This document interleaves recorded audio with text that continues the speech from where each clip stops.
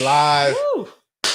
Hey, everybody. Welcome back to another episode of ATL on Fire, the podcast where we talk all things Atlanta United Football Club and all things soccer. Thanks for joining. Yay. Dave, Carmen, how you doing? It's been about 3 weeks since we've done a podcast. Has it been? Seems like been? A lifetime. It does seem like forever. Forever. Yeah. Sorry to those out there waiting on the podcast. Yes. Apologize. Yeah. Our bad. The yellow pollen is out here in Atlanta, but we do have red wine to drink. Dave, thank you for bringing a lovely bottle. What do we have? We've got Sean Minor Cabernet from Napa. Have you heard of Carmen, what do you think? That's good. Napa Valley? You've heard of that? I've heard of It's the Napa. very nice. The Napa Valley. Now, like I said, I think I've wine there. I've had this either at a restaurant or somewhere in the past. Just the label looks very familiar. It's what, Sean who? Sean Minor? Sean Minor. All right. Very good. Yeah. Well, also a good time to thank our sponsors that also make lovely red wine up in Dahlonega Plateau, Wolf Mountain Vineyards. Again, good time of year to get up there. By the way, so this year we have 4 different blends going with the grapes from Wolf Mountain. Yeah. And, every once in a while you have to try the wine to make sure it's going along just fine. That's important. Got a little taste. So I tried and I was like, oh man, is it good? It's so much better than Is it? So much better than the Cabernet we blended from grapes bought off the internet. Okay. Then, yeah, that would make sense. But yeah, again, a lot of people don't associate great red wine with Georgia. You will be shocked. It's a fantastic selection of red wines that they are crafting up there. So encourage everybody to get up there. And you all will be shocked by ours. You got to wait. It's been a long time since we've had one of your Emerald Hills. Well, we're aging it longer now. It's aging in the barrel for like a year. So that one went in, in October, November or whatever, and it's not coming out until we have to put the next one in October, November. So okay. Now we have other wine. I know. I even just need to bring one of the old ones. I don't know. I want a vintage. We need to start winning though again, right? Yes. For that to happen. Yeah, usually I bring it in honor of us making the playoffs, but we don't do that anymore.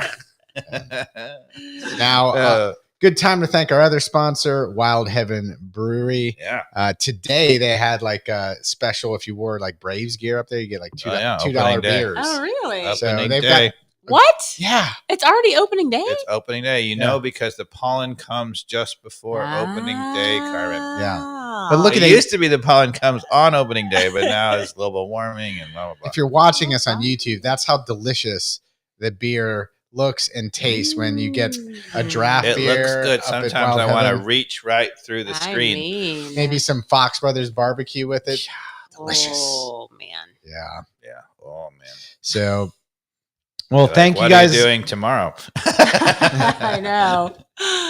Might have to go down there. Thank you both for making the trip over here to do a podcast as always.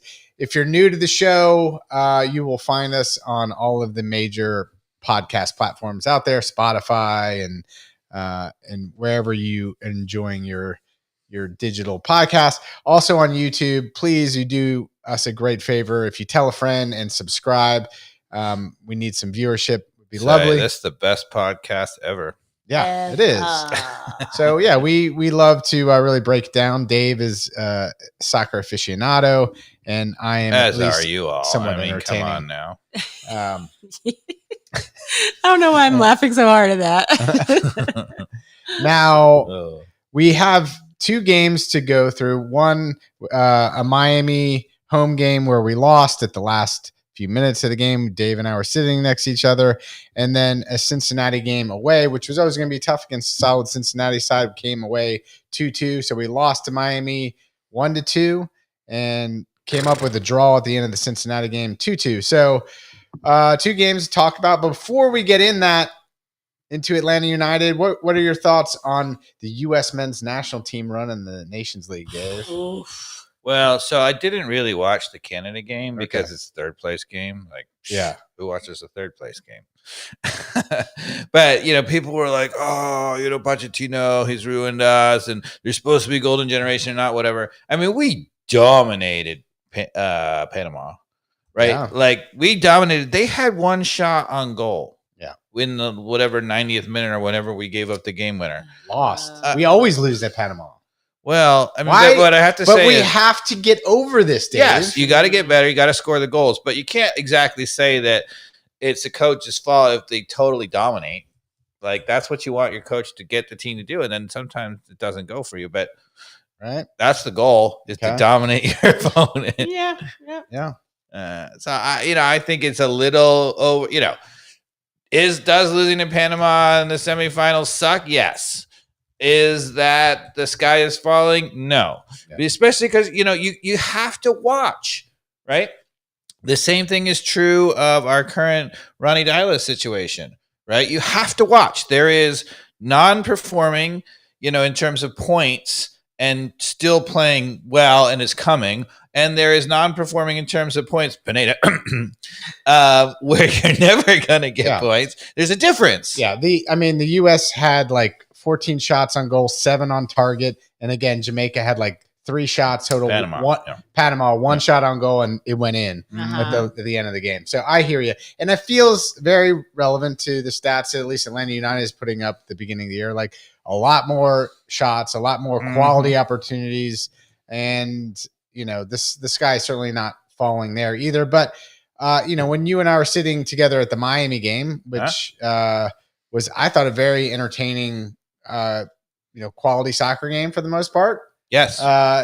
We're looking at stretched as they always do. Two of the best teams, two of the best teams in MLS, right? That both get stretched towards the end of the game because both are highly attacking style teams in terms of where the talent stacks up. And they're old.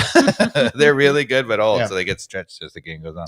So, bring me back to the Miami game, Dave. What do you think in general? How the game went? And again, I felt like I enjoyed the soccer. Much better quality product to go into the stadium and watch than I've seen in a long time. The interesting thing, right, is that we talked about in our pre-season podcast from the brewery, Wild Heaven Brewery, that Mascherano brought 2 young South Americans on board. And everybody's Messi, and Suarez a little bit, and then they don't think about anybody else, but. Allende and Segovia have both had great starts to the season. They're young South Americans. One's a little bit middle, then one's really young. But anyway, and you think, because Messi wasn't playing all the time. I don't know whether he got a knock or they were just resting him. There was back and forth. But anyway, he skipped a couple of games because he was playing CONCACAF Champions League, and he skipped a couple of MLS games for whatever reason. And so those guys were playing well, and they won without him. One of the things that we asked the question, would they be able to win without Messi under Mascherano as they did under Tata? And so far in the early season, the answer is yes. Yeah. And those guys were the key to it. They were scoring the goals. They've been scoring even without Messi for fun. Yeah. I was interested to know whether or not they would start once Messi came back and started, which he did against us. And he started them all. Yeah, he did. He started Suarez. He started Messi. He started Allende and Segovia. We predicted that Messi would start for sure. But I was surprised. I thought one of them, I was wondering which one of them was going to the bench. And the answer was none. they all started. And can we get over the fact that, yes, Messi will play on turf? That's right. He always would have. Yep. And it's just...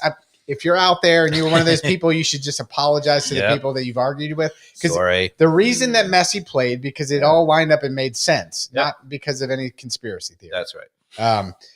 But also, Messi did not play in the last 2 international games for Argentina, where they played Uruguay and Brazil. He didn't get called up, or he told him not to call him. And, and again, rested. Mm-hmm. And the younger Argentina generation, including our friend Thiago Almada, scored a bomber against Uruguay for the win. Okay. So Almada, by the way, is playing a solid part in Lyon. Yep. And is performing pretty well. Good. Turns out he's a good player. It turns out, yeah. Pineda. Sorry, I had a little something. Where is Pineda? Where'd he go? He is in a Liga MX team. Oh. coaching, and we will play them in August in the Leagues Cup so we get to match up. Yeah. The fates have brought them back.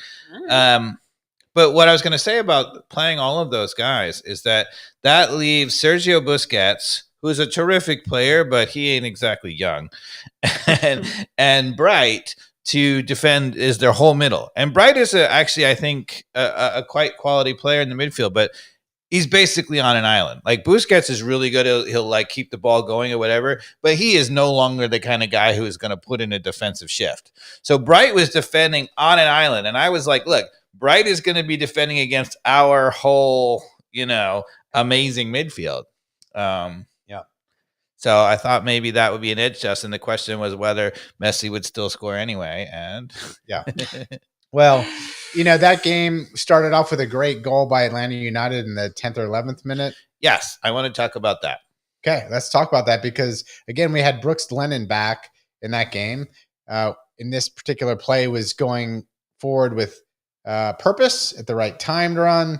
And, again, our friend Latte La seems to prove that he's pretty good at heading the ball, Dave.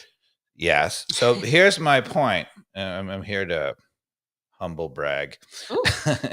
So first I want, Carmen, you can bring up the Cincinnati highlight. The Red Bull highlights. Okay. So at the very end of last podcast, Mikey Dobbs, you posed the question, what was wrong with our scoring?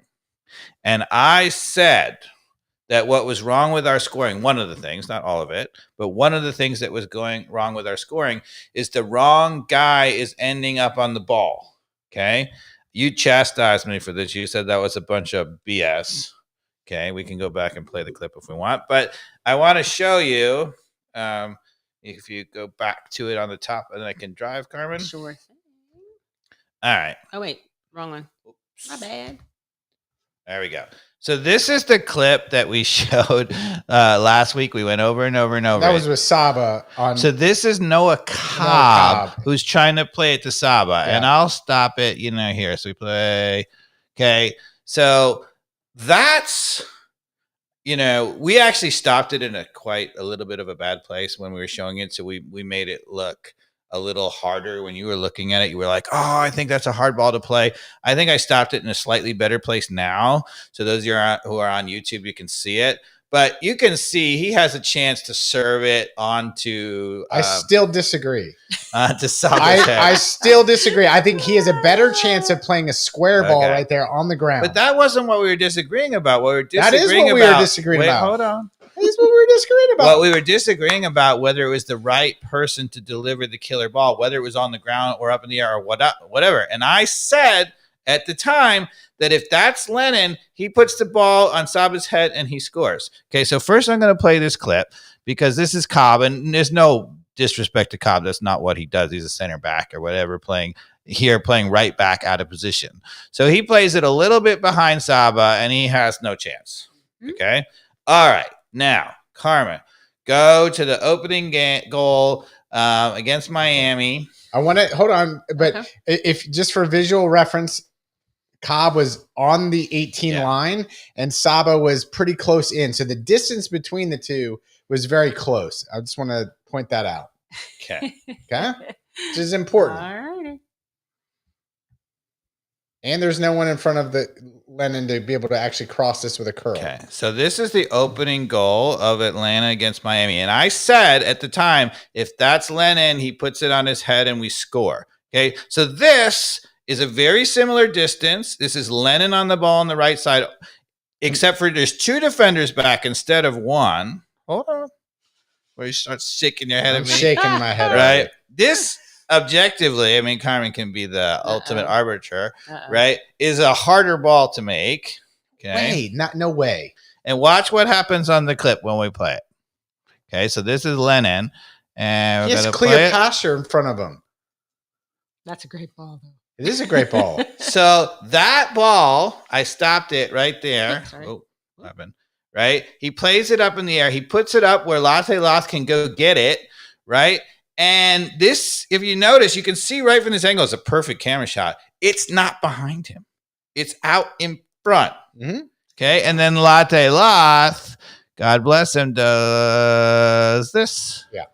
That was a great call. Okay. Saba would have never done that. So my point was that I said at the end of the thing, one of the slight problems that we had is we kept getting some open places to serve, and it was not the right guy. And I said, ironically, because we're really not that huge of a fan of Lennon because of the defensive side, but I said offensively, he's so good, and if he's given that chance, he will deliver a better ball, and we will score.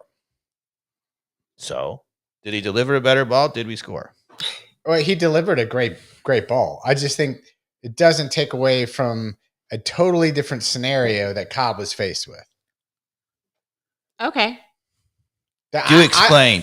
Why do you think it's so different? Carmen, do you think it's different? I'll tell you why. Because explain first. Yeah. I'll explain first. Because first off, Cobb did not have somebody right on him like Lennon did. Okay. So that makes it easier. No, it does not. To be able to float a ball over somebody's head who's halfway over there, no.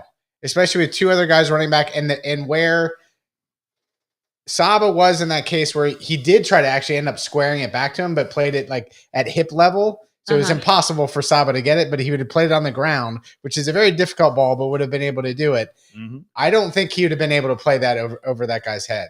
No. Well, again, I think you're being so obsessive about whether it was on the ground or in the air, and I don't really. It's a very important. I don't want to make that point because I'm just saying does he have a chance to deliver a better ball? And in this case, the bigger thing, whether it was on the ground or in the air, was that it wasn't behind him. He didn't play because he didn't intend to. Cobb didn't intend to play it behind him, and he did. 1,000% agree with that. The worst thing he could have done is played it behind him, which is why I was saying which is what Cobb did. Right. Okay. That's my point. Cobb, for it to go over the head of the guy that was like kind of floating in between, he would have had to have played a very delicate little cross. Kind of like the ball that Lennon played, a delicate. No, it was. I'm trolling you now. No. It's totally different, Dave. Okay. Totally different. Right. Well, Carmen, you're the ultimate arbiter. So are you saying that if Lennon were in Cobb's place, he wouldn't have? I don't think. You don't think he could make? I doubt that he would have been able to deliver a similar ball to the other play. Totally different situation. Do you think he would have been able to make the right play? The correct play? Yes. I think what Cobb should have done in that area is attack the goal and brought the defender one step closer to him, and then something would have opened up. I think Cobb should have gone to goal. Well, I think that what we said in the original clip was he could have gotten to the ball earlier and played it out in front earlier. That too. Right? That would have been better. My point is he should have gone to goal because the guy was dropping off of him and not putting pressure on him. Like Lennon had pressure 1 foot away from him. I see what you're saying. Okay. And because the guy was dropped off from him, I think Cobb should have gone to goal and just ripped it. Okay. Just saying, I would rather be the position that Cobb was with no pressure on me trying to deliver a killer ball than Lennon, who had a guy draped all over him, and still Lennon made him watch much better ball. For a cross, I'm not sure I agree. I love it. Carmen. Maybe no. It's fine. It's fine. I mean, I'll die on this hill. You are dying on that hill. Maybe the audience out there can look and say whether you agree with comment if you played soccer then, but I don't know. All right. I love it. Now where are we going? I don't know. That was good though. We're starting off right. I'm about to say. Yeah. All cylinders firing. All cylinders firing. Yes. Yeah. We didn't even get a heating up on so fire then, button, of course, I think we had pressure coming on them pretty substantially after this too. We score. We had a couple other opportunities, and then of course you know that Miami's going to bag one right away, right? Didn't that happen, or am I making that up? Well, they scored pretty quickly after to tie it up. So at 102 in the highlights, Carmen, on this game, you put it there, and then I will drive it again. Is it on the full clip? You're about to drive it. Where are we here?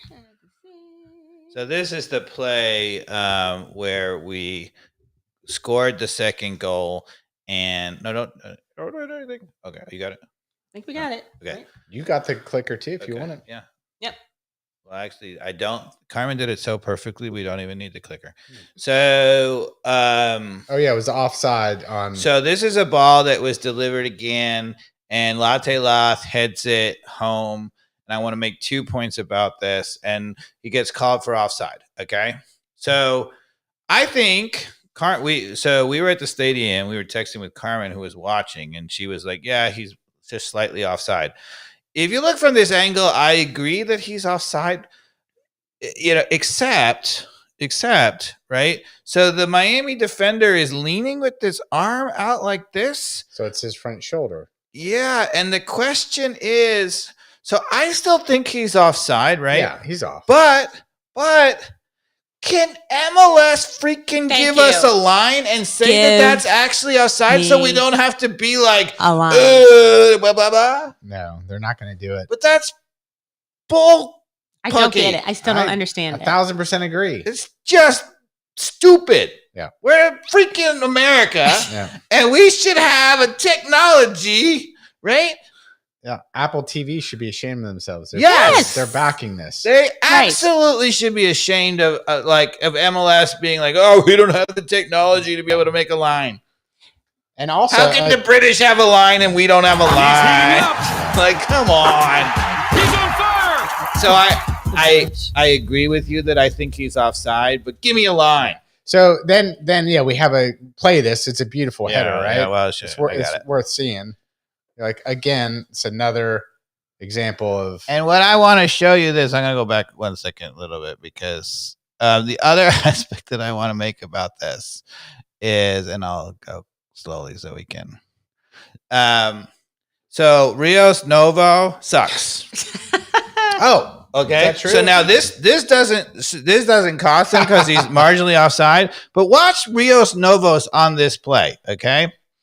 Right. He's too short, so he knows he can't come for the ball. He'll never get there. Right. But he's also, too short where he knows he has to come out to get an angle. So if he stays back on the line, you just can't cover enough. So he's just always in no man's land. Right. Watch this clip. Right. They play it. Right. He's there. He's like, oh, what do I do? What do I do? He kind of backs up. He's in no man's land. Right. And then he even is covering the near post, really. Yeah. And he gets nowhere close to that. Yeah. Do you think that's pathetic goalkeeping? Well, do you think it's pathetic height? Like, yeah, I mean, that's the problem. He had another. He's got short, and he's got short arms, and he can't get close to that ball. It's both. Yeah, if he had a palm to get up there like Guzan, that would have been blocked. Yeah, not a chance. Oh, so I'm telling you out there, right? If Calendar doesn't come back, they're in trouble. They're going to give up goals for that. Yeah. Very much. Oh, what do you want? No, I'm just saying, is our audio messed up here? It's okay. Oh. Well, there's nothing we can do about it. I don't touch anything. We're good. We're just going to roll, but I don't know what that says. Has limited space remaining. Oh, okay. Limited space. We'll be okay. We're going to be okay. We'll be okay. We have to make space before the next podcast. All right. So. Okay. So we missed that opportunity. It felt like all the momentum is going our direction at that point, Dave.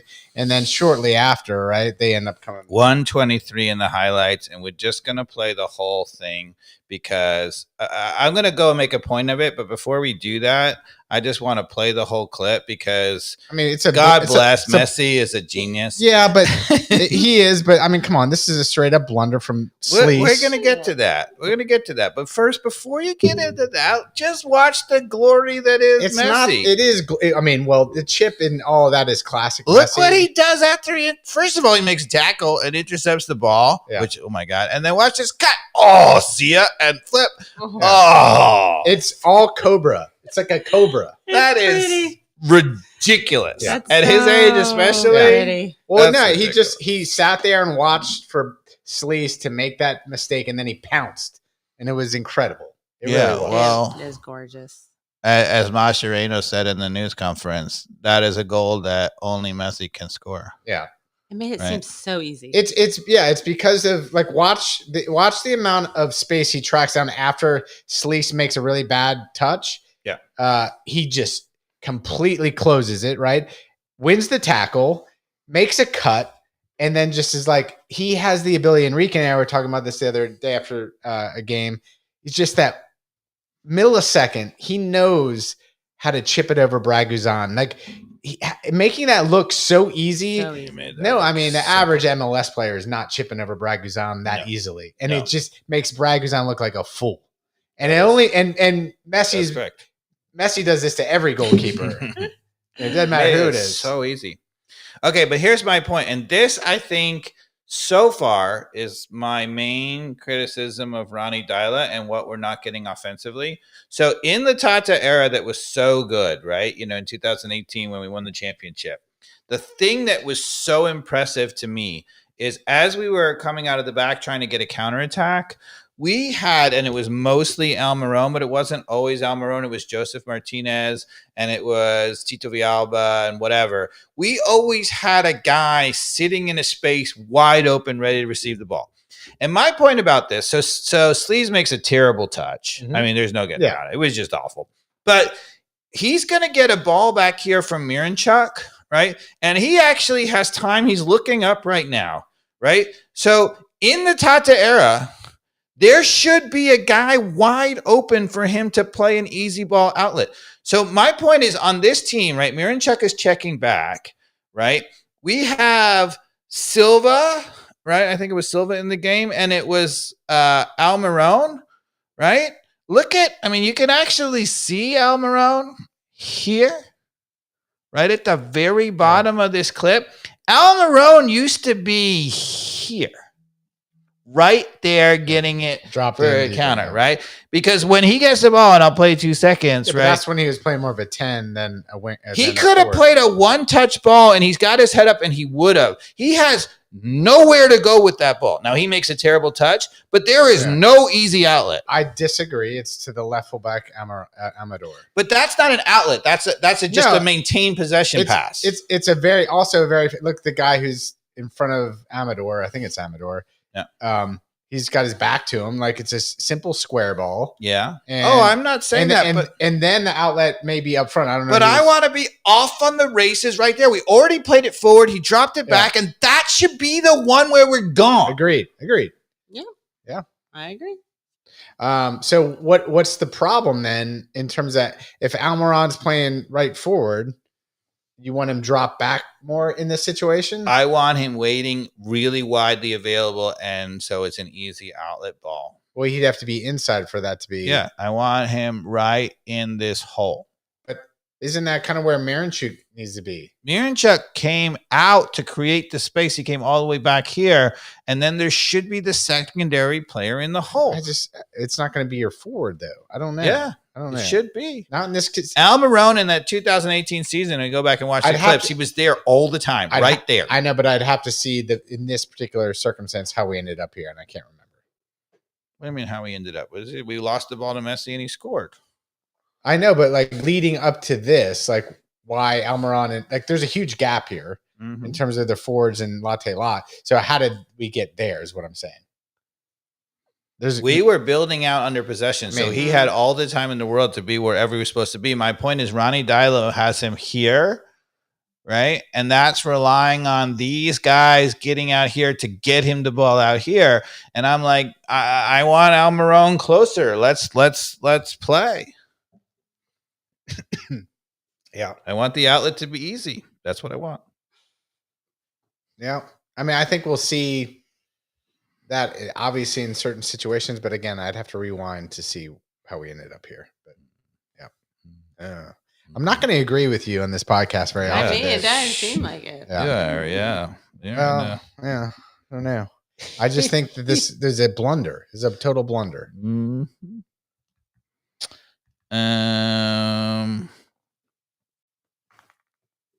Are we? We're just gonna roll. There's also audio running through the computer, so we're good. We're good. Be able to figure it out. It says it's full and the recording is stopped. Full on the recording. So we're still gonna be okay. There's volume coming through the Perfect. The YouTube channel. Yeah, we're good. Okay. All right. Alrighty. We got it. We got backup, people. Yeah. Come has on. it covered. Yeah.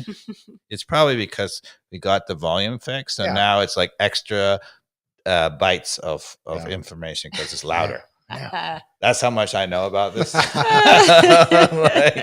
is it louder? Does it take up more space? I knew when I was so excited I fixed the volume that something was going to go wrong. I mean, so I'm ready to roll. If you guys are out there and you're like, oh, the last 2 podcasts have been a little less volume, that's because Carmen sabotaged the podcast and turned the volume down. I did. She hacked the Windows volume. I did. In the menu. That's right. Just to show you I'm in control of things. That's right. Yeah. And Carmen had a birthday the other day. Happy birthday, Carmen. Aw, birthday. thank you kindly. 49. Whoop, 49. whoop. Yep. I'm about to get gone of the 49s next month. Ah, 5-0 is it's around the corner. right around the corner. Dave, Yep. now it's 1-1. Messi scores on us. Yes, I want to go to 601 in the highlight package. 601 in the We're just doing highlights. I Like mean, this is 601. But this is like, our thinking about, we're doing, it's sort of tactical board via the highlights. Carmen's going to get it called up. So what's going to happen here is, Moyamba can't finish the job and falls at the end line. well, yeah, but That's what happened. yes. Just yes. to break the suspense. That's what happened. He Okay. ran out of juice. All he had to do is kick him in the shin, do something. I don't know. Don't let him go around you at the end line like that. That's impossible. So Guzan's going to make a nice save at the near post. I want to show you two things here, right? And I'm actually going to back it up 1 second to show you one more thing. I want to show you two things for those out there. So first of all, we'll play it twice because I think you can watch two separate things. So whether it's on the same thing, so maybe you can see it both in once. Anyway, so they're coming down the left side, and Muyumba's going to end up trying to guard the guy in the post, and he gets you say, he does terribly. Didn't finish the game. Muyamba did not finish the game. Yeah, yes. And they get a shot at the near post. That's not what I want to show. That's the obvious thing that everybody's watching. This is what I was watching because there's two things I want to show. So first of all, I want you to see how patient Messi is. If you're a striker, so most of the strikers, as they run to the end line, are going to, I gotta get in, right? Yeah. He's just like, okay, I'm good. And then he's going to break late and watch how wide open he is. So that's one thing. And then the second thing is anybody, Pineda, who thinks that Fortune is a defensive midfielder, watch Fortune, who should be tracking that run. He is absolutely clueless. All right, let's see. Okay, so here is Fortune. Yep. Here is Messi. Everybody got it? Okay, ready, play. Messi waiting, right? Waiting, no problem. He's going against Muyamba. Keep playing it. Muyamba thinks like he has the ball, right? There they are again. Messi has gone nowhere. He's patient, but now they win the ball, right? Fortune, he's supposed to be the guy responsible for this. Do you think he has any idea where Messi is? Soccer 101, when you're defending, you turn your hips. He is so ball watching. He glanced over his shoulder. He's ball watching, and he already knows that who's that in front? Is Williams in front of him? Yeah, they're standing right next to another guy. He doesn't guy. need to do anything there. He needs That's to right. be like, hey, where's the best player in the world playing? Right. You might want to be tracking the best No player one in the is world. looking at the best player in the world. And Messi is so patient. Now watch what Messi does, right? Watch this. Right? He's patient. He's still patient. There he goes. Right? And he gets it. And oh my God, does he almost score? Yeah. Oof. Just see, so there's two things you should learn about this, right? One is how not to defend, right? Fortune, you can see him there. He's so ball watching. And then he's like, oh, it went over my head to the wide open Messi, Oh my goodness. right? And by the way, kids, if in that situation, Fortune can do just as much by standing in the same spot with his hips turned. And then when that ball comes across, he can shut that space down way easier. Yeah. And be right on top of And Messi. the other thing I want you to notice for all those strikers out of the world who are just gung-ho, right? He was gung-ho when he finally made the decision. You can leave it because we're going to do another one. Mhm. But he's so patient. You just watch Messi. They had like 3 times when they maybe were going to get the cross, and he was like watching it. He's like, I don't think so. As soon as they finally got it out of there, and then he's like, now it's on. Did you see him go that 3-4 steps of burst, and he's wide open? Yep. Right? It's amazing. Okay. All right. Now, last thing. We're going to go to 642. I'll get it. Don't worry, because it's horrible. Don't worry, it's horrible. We're in no rush to get there. Yeah. Oh goodness. Okay. So this is the goal that we conceded, and this is a problem. So I said it on I think it was the last podcast, maybe 2 podcasts ago. Anyway, Guzan is a liability, not because of his shot stopping, not because of his leadership. His lateral motion is gone, right? He gets his body moving one way, it going like a freight train. It never coming back. And that's Guzan at 40. Right? Because you're going to see here, it's a short corner. They play it to the far side. He takes one step to his left, and they're going to head it back where it came from. And watch how poorly he reacts. Yeah. Right? Here it comes. Ready? Close your eyes, kids. Comes across. He's coming. He's taking 2 steps. You're like, oh, he's in a good spot, right? Yeah. He should be able to make the save. And he's going to hit the worst. So first of all, we criticized Fortune last time, but he's well marked up here. Did a much better job here. It's off a corner, so that's a difference. But anyway, he's really marked up. He forces him to get a really weak header, and it just drips in the far post because motion. Push off. Yeah. Did he think somebody had it? You think? Yeah. Goalkeeper. No, he did not. He just was really? like, it was just terrible, and I'm going to prove it to you. I am old and slow. That's how that felt in his brain too. Trust me, you'd interview him after. He's like, how did my legs not get there? Because they just lost a step. Yeah. And actually, let's go. Can you pull up while we're doing it? Let's just make the contrast. Because if anybody thinks that this is not true, let's go to the Cincinnati game. Go to the second goal that we conceded, which was for Carmen.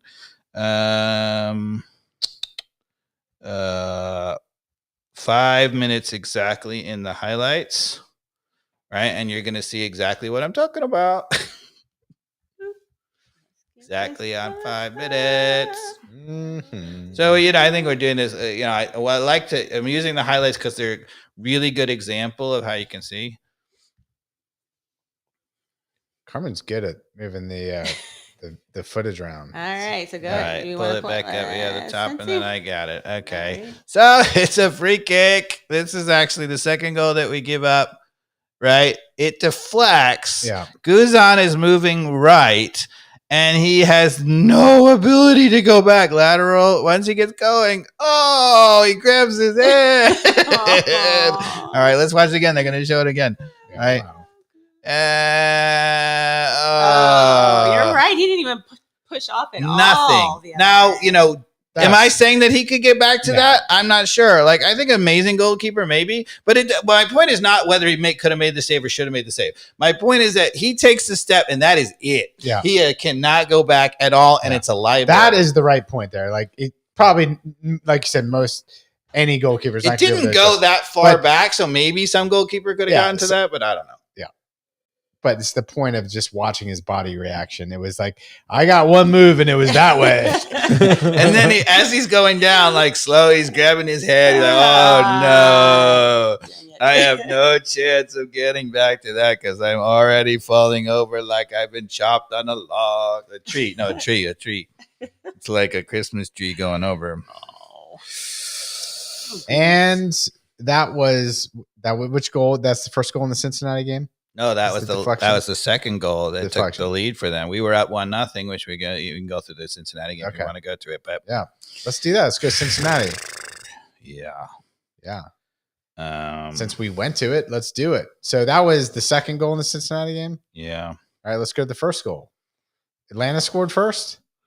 We did. We scored off a beautiful goal first. Let's see. It was a quick restart. It goes out of bounds, and Togashi, who actually looks like he's really got talent. So he came off the bench because Miyamba was injured. He rolled his ankle. They brought on Togashi. Okay. There is a throw-in. It's the next goal, and I can tell you where it is. Let's see. Must be roughly here. I think Karma's got it pulled up here. You have it? Yeah. Around 210. Yeah. So it goes out of bounds, and actually, if you look carefully, it is Cincinnati's throw-in. The linesman is still sort of making up his mind, but credit to Togashi, he just grabs the ball and throws it in, right? He throws it in, and to Saba, right before he can really make his mind up. If you watch the, I'll take control now too if you want. Okay. So he puts his thing up, and yeah, sorry. That was nice. Yeah, it was a great throw. So the linesman does put his flag up for us, but I think maybe the referee would have overruled it. Anyway, it was off of us. It was their throw. But credit to him, he just grabbed the ball and threw it in, and the Cincinnati were like, "Oh, it's off of them." And we played quickly. Saba gets to the end line, he pulls it back, and Latte Loth can really finish. Yeah, that's such a difficult finish. Yeah, so Saba gets it there. Power ball, and then It's coming behind him. It's just a weird Yeah. ball. And the fact that it's all on you can tell that's what he meant to do. Mm-hmm. And opened it up. Opened his hips and just pushes his kind of heel through it, would you Beautiful. say? That was I great mean, goal. It was side-footed. He let it come across his body show it again. and just kind of jams his heel into it and guides it into the far post. Watch. Yeah. Well done. That's terrific. It is. That's Absolutely. good ball by Saba too. Goalkeeper, no chance. That is a No great goal. chance. So, bingo bango. We're not going to get to see it because it's not in the highlight package. But if you guys have the actual full game replay, if you go to the 34th minute, so there's a lot of people who are like, Miranchuk is not earning his designated player. He's not creating chances or whatever. It's actually in the highlight package. If we go to 135, you'll see they just don't show the original play because it cut it off, right? The whole play is made by an absolutely wicked Miranchuk ball, right? And I don't know if you remember last week we talked about it, right? Miranchuk made an amazing ball to start the play. He turned and split two guys with a pass. Yeah. He does the same thing here. He gets the ball just outside our own 18, and he makes a ball to Will Riley. And so if we go to the highlight clip, it's just later than this. They have Oh, this is the wrong game. Oh, That's bad. Which game are we talking about? I'm sorry. No, that is the right. There's game. different highlight clips, so maybe you got the wrong Anyway, Got it. minute mark. so, but the bottom line is Will Riley is running through the middle just absolutely unmarked, and it's because Miranchuk, unbelievable quick. One touch to stop it and another touch to play it, and Riley gets to run for like 40 yards, nobody on him. He plays out wide to Saba. Actually, I think that was the end of it. Go back to that and just go back a little bit because, okay. Yeah, that is it. So, because I had the wrong part of it okay. Oop, hold on a second. Gonna put it in All right. live stream. And Cincy. Yeah. So, here on this part, I'm going to back it up just slightly to the very beginning of the clip. Oops, what the heck happened?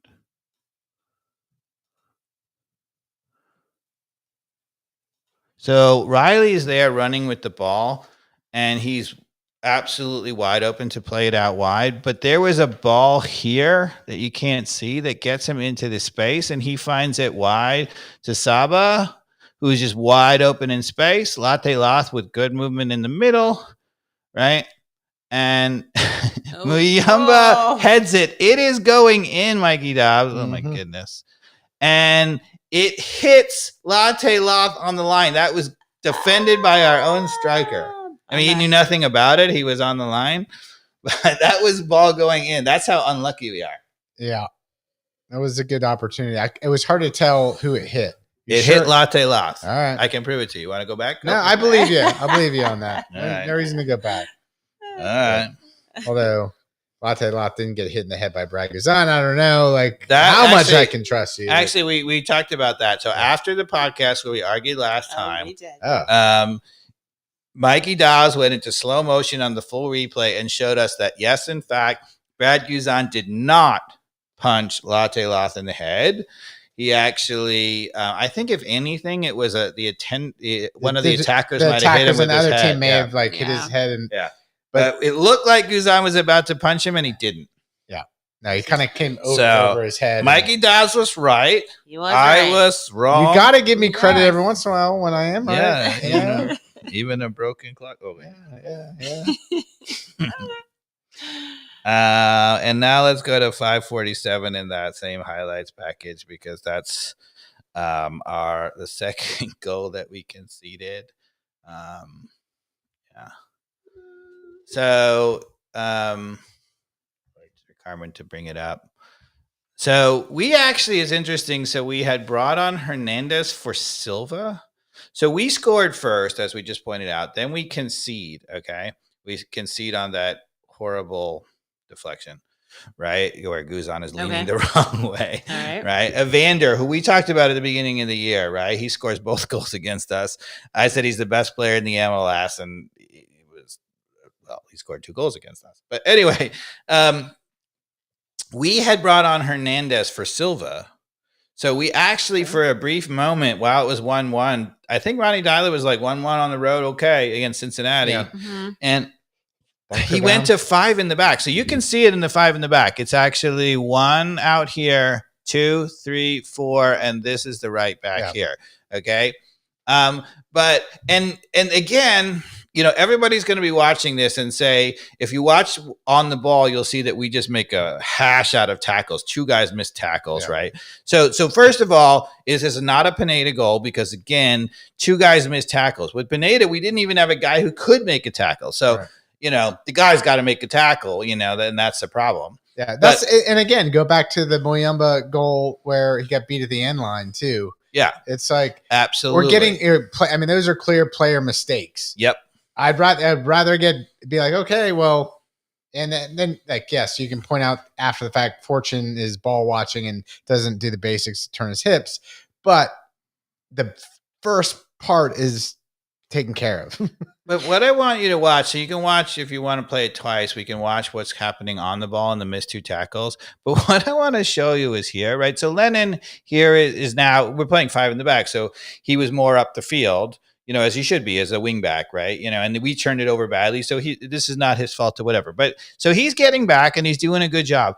But if you watch him come back, to show that he has no defensive instincts whatsoever. Now, I don't think he could have come and made this play. But I just wanted you to watch what he does. And if you're a guy who's in charge of let's say you're a U.S. national team coach named Pochettino, and you're evaluating Lennon, and you're just watching him in this game instead of watching what's going on in the ball, you tell me if you want that defending in the World Cup, okay? Because watch this. Watch what he does.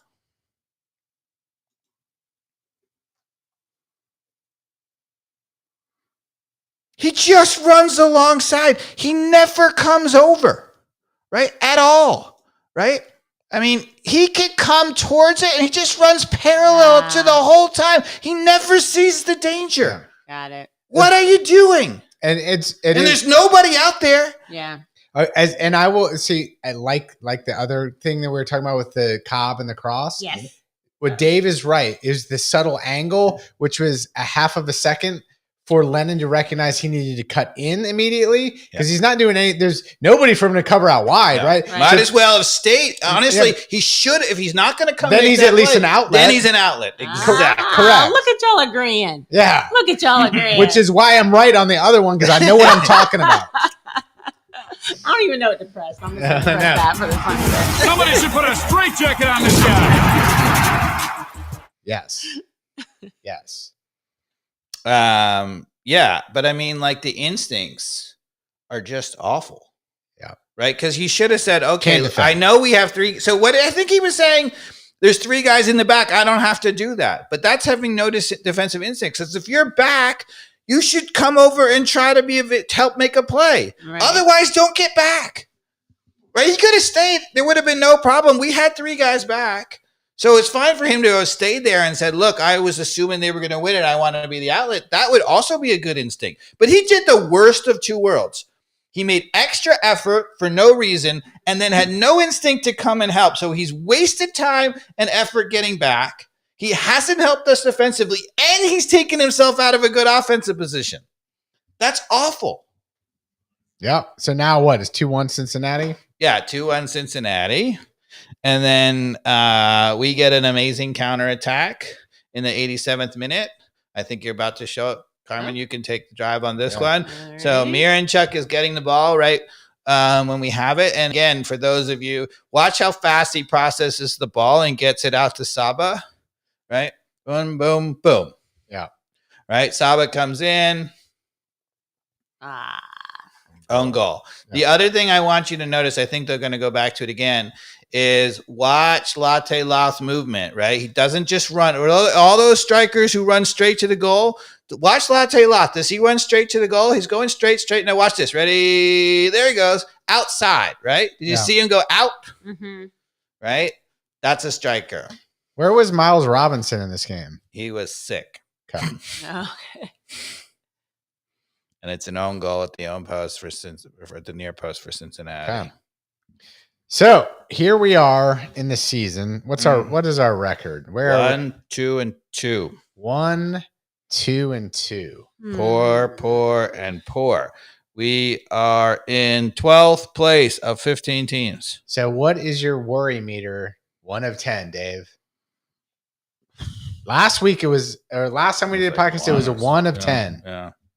I guess it's gotta go up because the longer So when you're watching the soccer and the soccer is good and you think, okay, we're getting chances, the defending is not poor, we don't have stupid plays on corner kicks where they're getting, you feel pretty confident. Yeah. But eventually you're like, you can only have so much of that, and you're not like, if we're talking about Pochettino, you're like, okay, it's not his fault he dominated the game, but eventually if that happens game out, you're like, okay, you got to do something to change it so we score. Get a new player in or change something, right?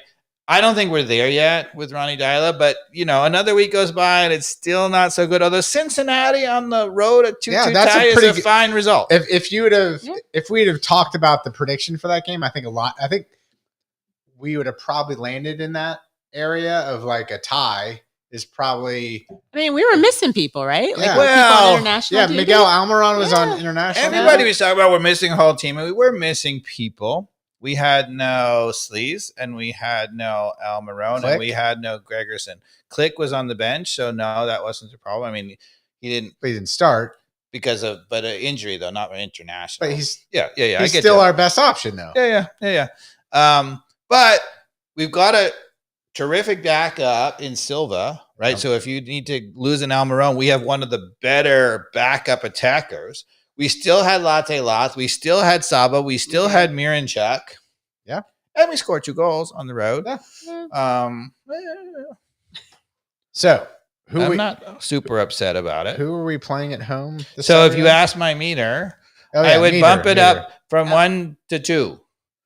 Because it's a little bit more. And if we keep going week after week after week, it'll go to 3 and 4 and whatever. But it's still low because I'm watching the games and I actually think the soccer is fine. Yeah, I agree. I'm at a 3, which is, I said 2 or 3 last time. I'm at a 3 because of that. But it's only because I just want to see us win. Now, we play the last 2 games are against 2 of the best teams in the MLS, Miami and Cincinnati. And we blundered the Miami game, to be honest, and we got a little unlucky with offside on a header. And I thought I quite enjoyed the game as far as just being there and watching the soccer. So I'm not that worried.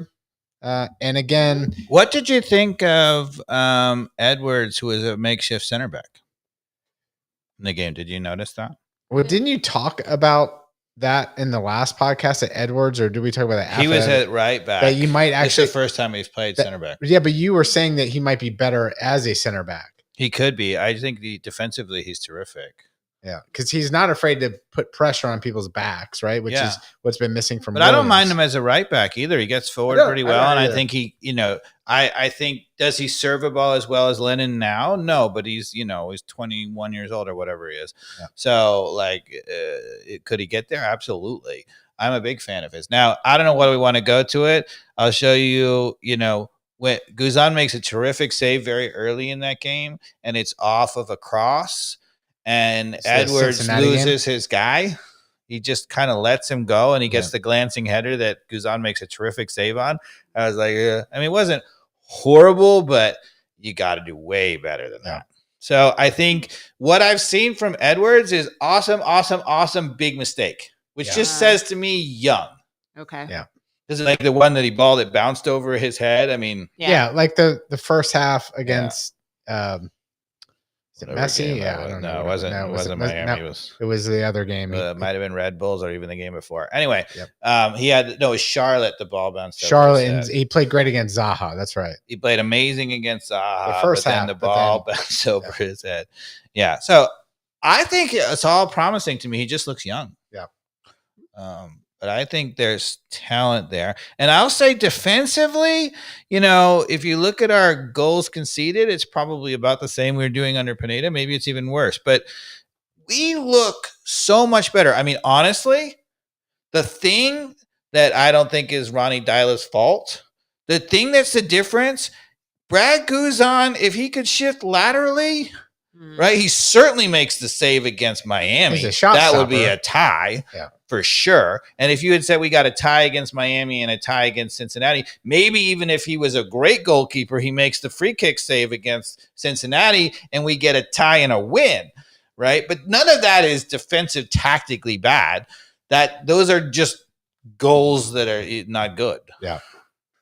So, and I think that defensively, one of the things I've noticed I've been really working at, are we too far pinched in? That was the whole Pineda thing. Right. And it is clear now after how many games were 5 games in, that was coached because we are not as pinched in. It's not that Lennon, it's not that he's just such a bad defender. We're like, well, maybe he just doesn't get it. He is much further out now. So clearly that was being coached, which is what I thought. Yeah.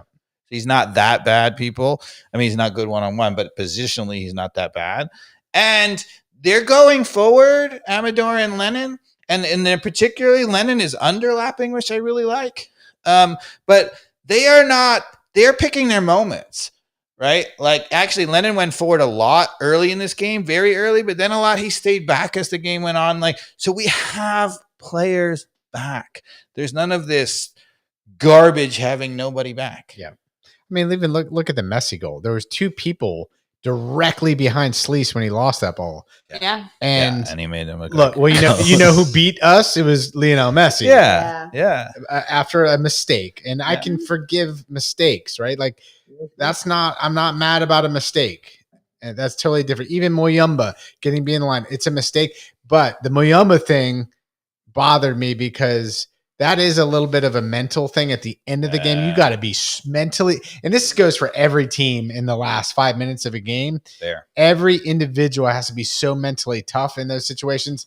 He just needed to be like the strongest man on the field at that point, which is like his strength too, which was kind of surprising. Should be. To be able to shield that out of bounds. But he tends, even with all that strength, to get a little cute sometimes. That's his weakness. But I'm like, that's what he needed to do, which is get his hips down and just roll that, let that thing go across the end line. And Muyumba couldn't even do it. And he's like the little soldier that's like, come on, man. I agree. And then that was like the moment we got let down. Yeah. And Muyumba, who had a, good game, the first game he came back, to me, he's still not. Like I said, I thought he played he's not very a well. Polish pivot. Yeah. And he's injured, right? He just rolled his ankle. Yeah. Okay. That's why he went out in this game. It's actually interesting. There was an article by. But that shows our depth, too. Now we got Click coming back, so we should be able to hopefully. Then Click will get injured, and then Muyumba will be ready again. Hopefully that's how it goes. The interesting thing is when Muyumba went down, he brought on. I have to look who he brought on, but Miranchuk, he pushed back into the defensive midfield. Which is interesting. And he was terrific there. And I saw an article on, I guess, the 5 Stripes or whatever, saying that, he's so ineffective up front that maybe, and he looks so good at that deep lying 6 playmaking role that they should move him there. And I'm like, I don't think he looks that bad up front. I mean, the other thing that we didn't show is that in the first 3 minutes of this game, he absolutely under traffic and under duress, he whipped a ball that hit the crossbar, had the goalkeeper completely beat. I mean, unlucky, right? That's not a guy who's not penetrating. But anyway, I think they're right in saying that he has got a magic. We've shown it twice now, although we didn't show the clip, but twice now he just totally made a break by making a beautiful pass very quickly. I mean, actually, we've shown it a bunch of times already this season. But so all of this talk of Miranchuk not being as good as people think he is, I'm like, I just don't see it still. And it was Togashi who he brought on, and he moved Miranchuk back to defensive midfield. Yeah, he's more of your calm, classy.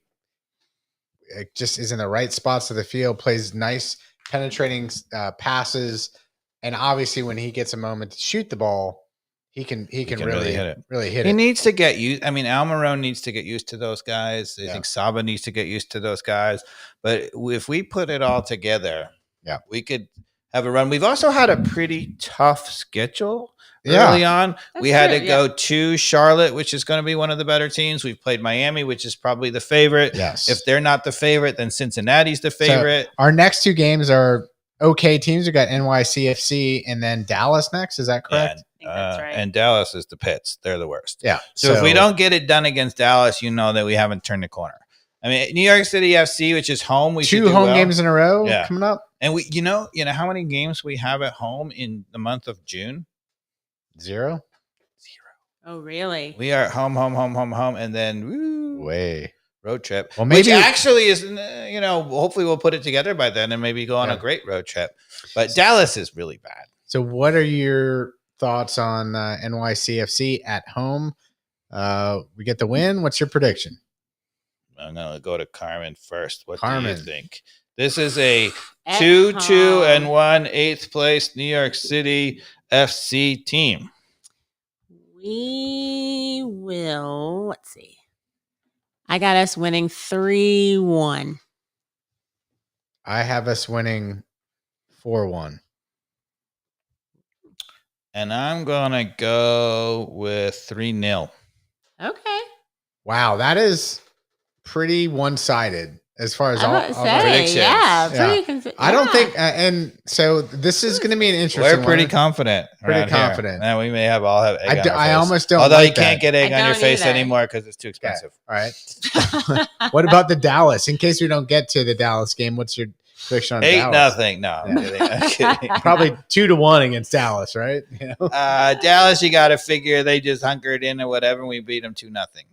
Yeah, I was going to say 2-1. This team should never score less than 2 goals. Certainly at home, I think this team should be the kind of team that regularly scores 3 at home. It definitely scores 2 at home, and on the road, often they get 2. They at least score 1. Okay. There should never be. Yeah. And we've scored some goals. I mean, if you look at us, we have 6 goals, 4 in 5 games. It's not great. 8 goals conceded. New York City FC, just so you know, part of my prediction, they have only scored 6 goals also. Yeah. They've only conceded 5. So they have a very good defensive record. They all play defense. But on the road, they've been a lot at home in their stupid bandbox. And, at home, here, us at home, right? Come on. So this is still a problem, right? So this is our neighborhood soccer group thread named Atlanta United goals for and goals against. So you can update your name of your thread now in these little message things you got on your iPhone and your Android phone now. Really? So you can name it. So we can do. So I can go in and rename our Atlanta United. Rename it like giving away our war plans. We update the goals in there so we know how many goals Atlanta has scored versus conceded. So we've scored 6 and conceded 7. So far this season. Yeah. And so that's apparent. Mm-hmm. Disappointing. Not great, but we've had a tough schedule. It gets a little easier now for the next few weeks. And let's go. Yeah. It's time to roll. We've got the players back. Big predictions. We're healthy. Let's go. Yes, please. Yes. But y'all aren't going to the game, I think. I'm going to try. Yeah. I can't. Yeah. Too much landscaping for me last weekend. I need a rest. Like it does. Some R&R. Arms are falling off. He's got leprosy. So adults. Did we talk about it all? I think so. It We really did. does seem like it. All right, everybody. Thanks for listening. Subscribe. Tell a friend. Just like back in Take Guadalajara. care. You say it, I do it, coach. Football is life. Danny Rojas. Danny Rojas. Danny Rojas.